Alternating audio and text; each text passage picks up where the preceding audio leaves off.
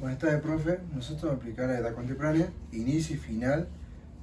Luego también vamos a hablar un poco sobre sus características principales. Los referentes de cada filósofo. Los filósofos que hablaríamos serían Nietzsche, Sartre y Frondizi.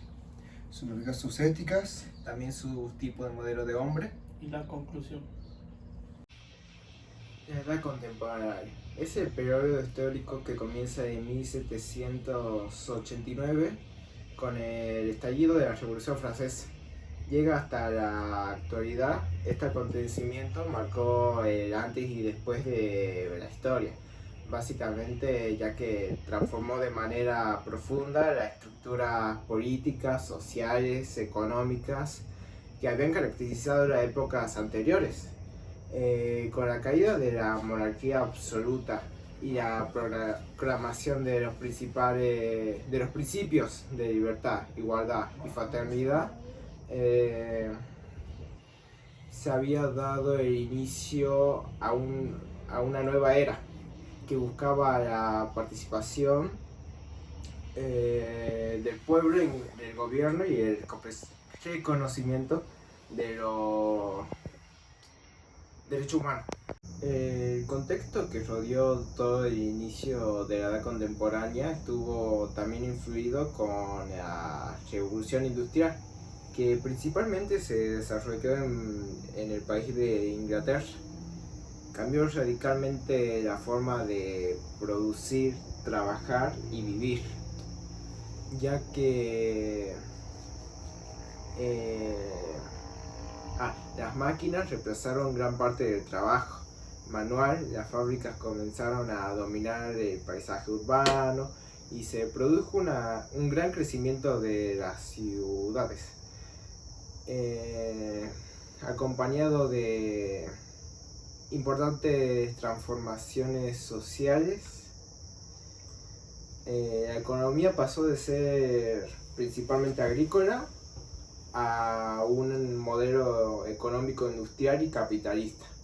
Ahora, hablando del ámbito político, la edad contemporánea se caracteriza por el surgimiento de los estados nacionales modernos, la difusión de ideas liberales y la progresiva desaparición de los privilegios de la nobleza. Las ideas ilustradas que habían tomado fuerza en el siglo XVIII se consideraron como base del pensamiento contemporáneo, definiendo la razón, la ciencia y la educación como medios para alcanzar el progreso. A lo largo del siglo XIX y el siglo XX,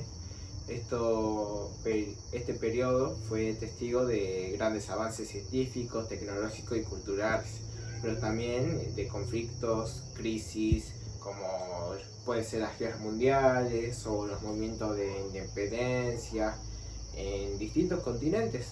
A pesar de los cambios y la tensión, la edad contemporánea representa el tiempo en el que la humanidad comenzó a construir el mundo moderno, con sus ideas de democracia, justicia social y el desarrollo de ellas.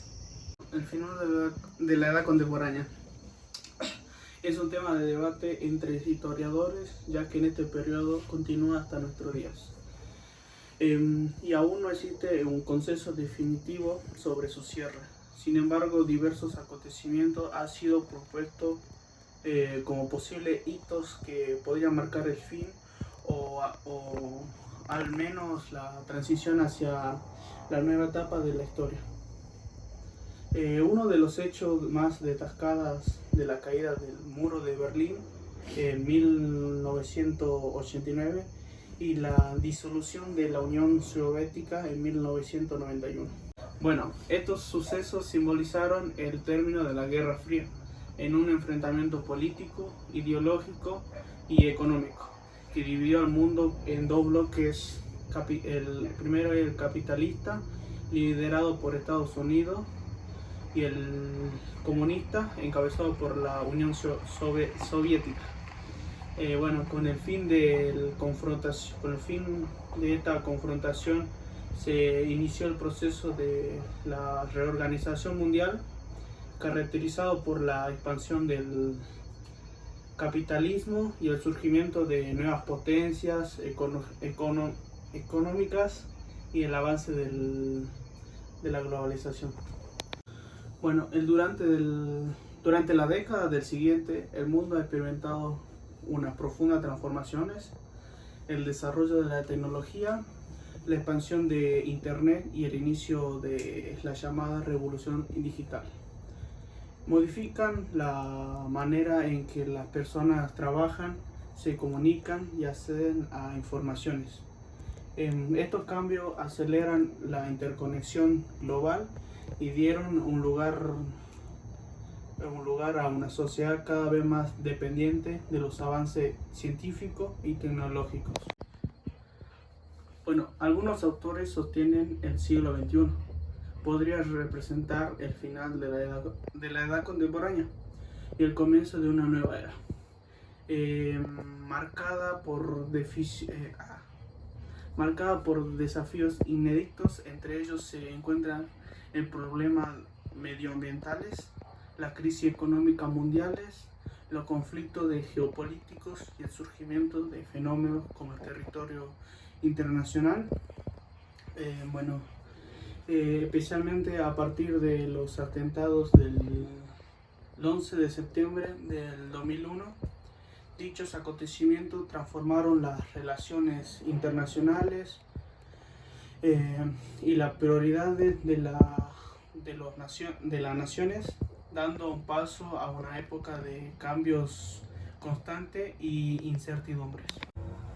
Bueno, en síntesis, aunque no existe una fecha precisa que determine la edad contemporánea, el final de la edad contemporánea, se puede afirmar que el mundo actual atraviesa una etapa de transición.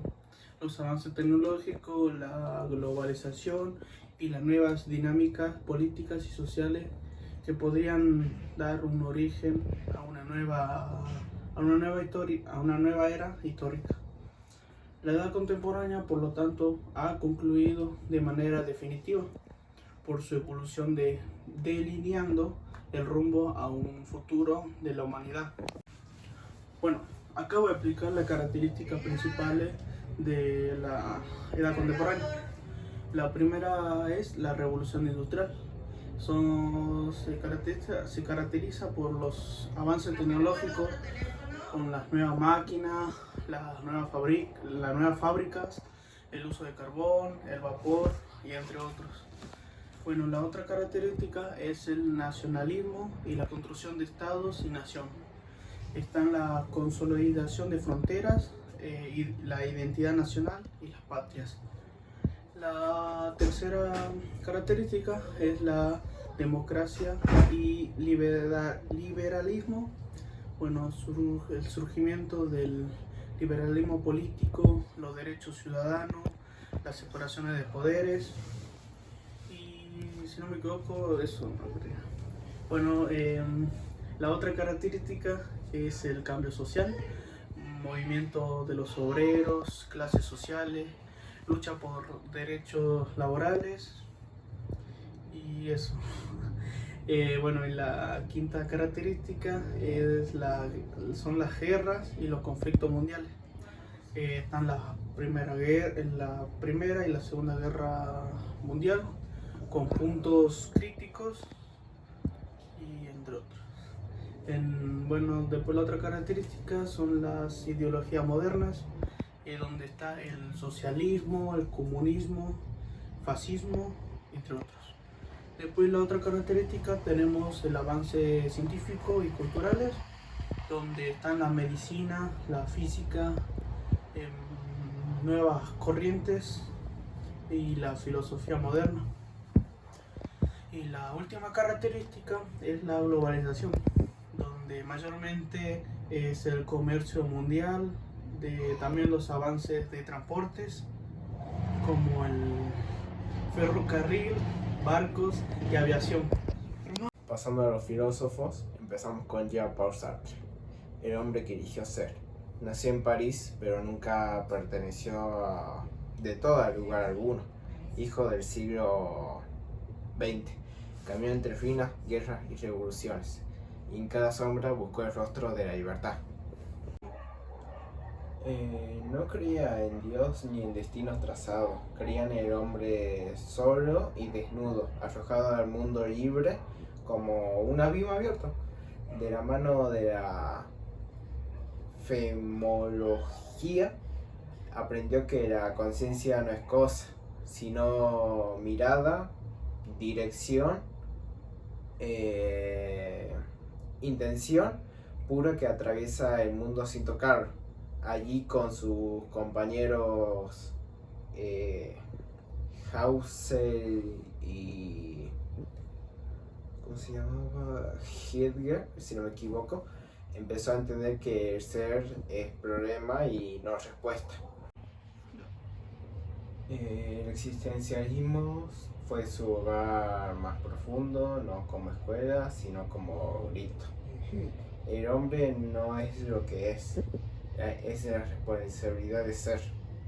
A las cadenas de la obediencia, Sartre no fue un hombre de sistemas, fue un caminante entre ruinas, un testigo de su tiempo, un pensador que jamás quiso ser estatua. No hay esencia antes de la acción, ni alma antes del cuerpo. La libertad es condena, pero siempre debemos elegir y elegirnos.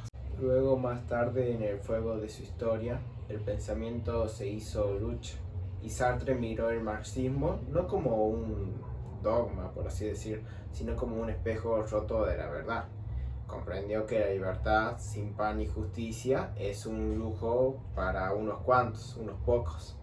Intentó unir la materia con el deseo, placer, luego la historia con la elección, y soñó con una razón dialéctica que no matara la pasión.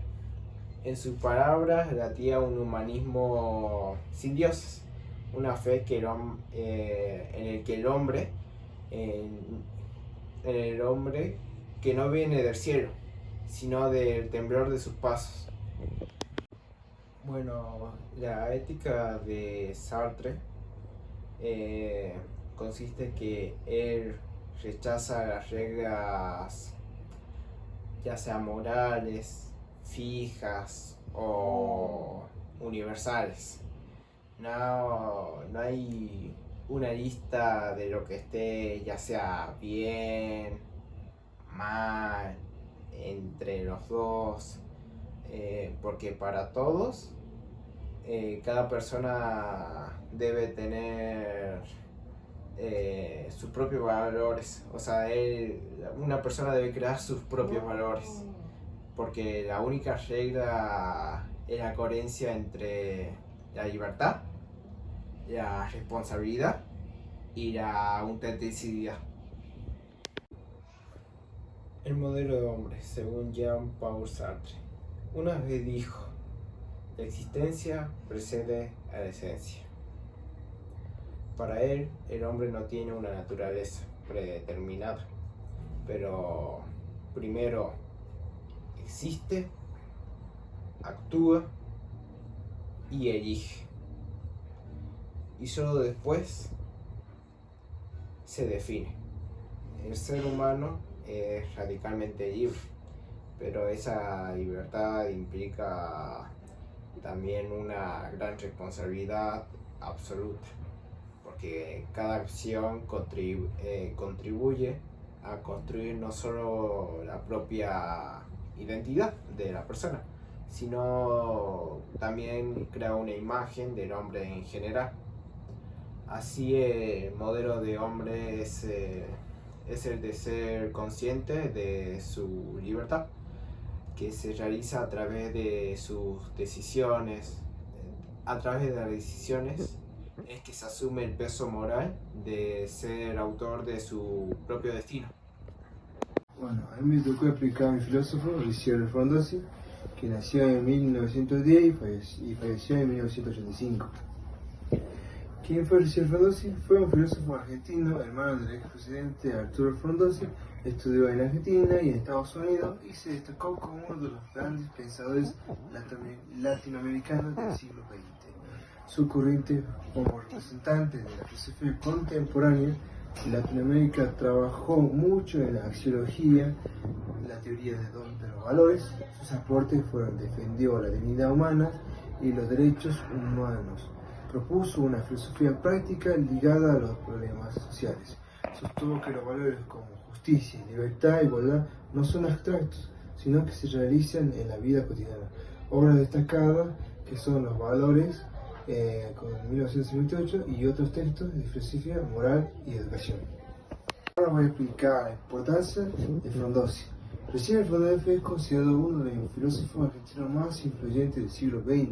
Su pensamiento fue clave para introducir y desarrollar la axiología en América Latina, mostraron cómo los valores guían la vida personal y social. Además, destacó por su defensa de los derechos humanos y la dignidad humana, aportando una de la visión ética en tiempos de grandes cambios políticos y culturales. Gracias a su labor, la filosofía en la región se volvía más crítica, práctica y comprometida con la realidad social. Unidad y totalidad del ser humano. Frondizi también rechaza la división tangente entre cuerpo y espíritu. Afirma que el ser humano es una unidad integral donde lo biológico y lo espiritual, lo racional y lo afectivo se entrelazan. No puede entenderse al hombre separando su dimensión física y su dimensión interior, porque ambas constituyen una síntesis vital. Esta idea lo distancia del dualismo cartesiano y del materialismo reductivo. El hombre no es solo materia, pero tampoco es un alma desencarnada. Es un ser concreto que piensa, siente, ama, sufre, actúa en un mundo real. Ahora voy a redactar sobre los pensamientos principales de Frondizi sobre el modelo de hombre. El hombre como ser en construcción. Para Frondizi, el hombre no posee una esencia fija o determinada de antemano, no nace con una naturaleza acabada, sino que es un ser en devenir en constante proceso de autoconstrucción. En lugar de ser algo dado, el hombre se hace a sí mismo a través de sus actos, elecciones y valores. Este enfoque rompe con la tradición metafísica que consideraba al ser humano como una sustancia con propiedades inmutables.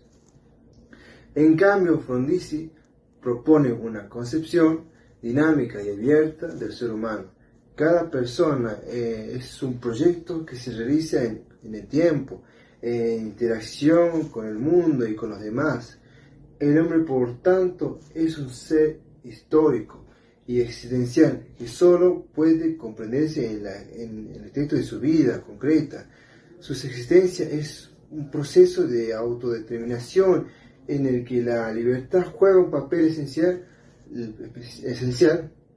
La tarea del hombre no es descubrir una esencia preestablecida, sino construirla mediante sus decisiones.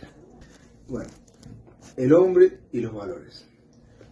Uno de los aportes más importantes de Frondizi es su teoría axiológica del valor. Para él, el hombre se define por su relación con los valores, porque estos orientan su conducta y le otorgan sentido a su existencia. El ser humano no vive solo para satisfacer necesidades materiales, sino que busca y crea valores: la verdad, la belleza, la justicia, el amor, la bondad. En esa búsqueda, el hombre trasciende su condición biológica, que se convierte en un ser espiritual. La libertad y la responsabilidad. En la visión de Frondizi, la libertad es el rasgo más característico del ser humano. Sin embargo, no se trata de una libertad absoluta o caótica, sino de una libertad moralmente orientada. El hombre no solo puede elegir, sino que debe hacerlo de manera responsable, porque sus actos tienen consecuencias que lo definen y afectan a los demás. Así, la libertad humana está inseparablemente unida a la responsabilidad ética. Ser libre no es simplemente hacer lo que uno quiere, sino que elige con conciencia, con sentido, con respeto a los valores que dignifican la existencia. En este sentido, la libertad es el fundamento de la moral. Cada acción humana expresa una decisión sobre lo que considera valioso o correcto. Dimensión social y trascendente. Finalmente, Frondizi subraya que el hombre es un ser de apertura, abierto a los otros, al mundo, a la trascendencia. Nadie puede realizarse en la soledad y la identidad humana, se construye en la relación con los demás. Por eso el modelo del hombre fondiciano incluye la solidaridad, la convivencia y la responsabilidad social como elementos esenciales. Ser plenamente humano implica comprometerse con la justicia, la cultura y la construcción con una comunidad más libre y valiosa. Aunque Frondizi se mantiene dentro de un horizonte humanista, también reconoce una dimensión trascendente que el hombre, la capacidad de ir más allá de sí mismo, de buscar un sentido último, de aspirar a ideales superiores que superan la mera existencia material. Bueno, ahora voy a hablar de mi filósofo Friedrich Nietzsche. Nació en 1844 y falleció en 1900. Fue un filósofo alemán que criticó la religión, la moral y la tradicional y la filosofía occidental. Bueno, con su famosa frase "Dios ha muerto", señaló la crisis de valores absolutos. Propuso ideas como la voluntad de poder y el eterno retorno. El superhombre, que invita a crear nuevos sentidos y afirmar la vida. Aunque murió aislado y enfermo, su pensamiento influyó profundamente en la literatura, la filosofía y el arte del siglo XX. Bueno, Nietzsche plantea que la muerte de Dios significa el fin de los valores absolutos y obliga al hombre a crear un nuevo sentido para su vida. Con el martillo critica y destruye los ídolos vacíos de la cultura. El eterno retorno exige afirmar cada instante de la existencia como si se repitiera eternamente. De esa forma surge el Ubermensch, que es el creador del superhombre, que crea sus propios valores y tras las transformaciones del espíritu. Bueno, acabo de aplicar la ética de Nietzsche, que decía que defiende la vida, la creatividad y la superación personal frente a la moral impuesta por la religión o la cultura.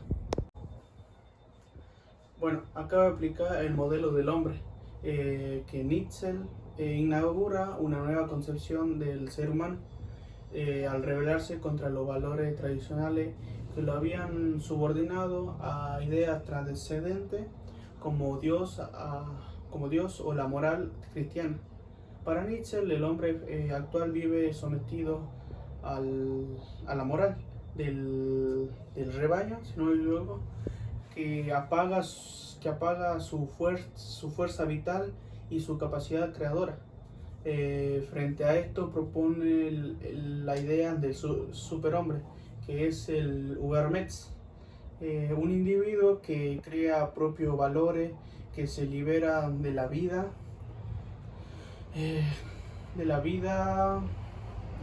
con autenticidad y poder creativo. El modelo del hombre, Nietzsche, es por lo tanto el de ser libre, autónomo y creador, capaz de superarse a sí mismo del sentido a su existencia sin recurrir a verdades absolutas. Bueno, aquí hablaré de las conclusiones. A diferencia de épocas anteriores que se buscan verdades absolutas, la filosofía contemporánea pone al centro en la libertad, la subjetividad y el contexto histórico del ser humano. Filósofos de esta época cuestionan las bases tradicionales del pensamiento y proponen nuevas formas de entender la existencia de la identidad y los valores. Bueno, aquí concluimos la última Bueno, aquí damos la última conclusión de la edad contemporánea. No busca imponer una única visión del mundo, sino invitar al diálogo, a la reflexión crítica y a la construcción personal del sentido. Es una filosofía abierta, dinámica y comprometida con los problemas reales del ser humano moderno, como la libertad, la autenticidad, la responsabilidad y la búsqueda del significado de un mundo cambiante. Con esto me despido. Muchas gracias, profe.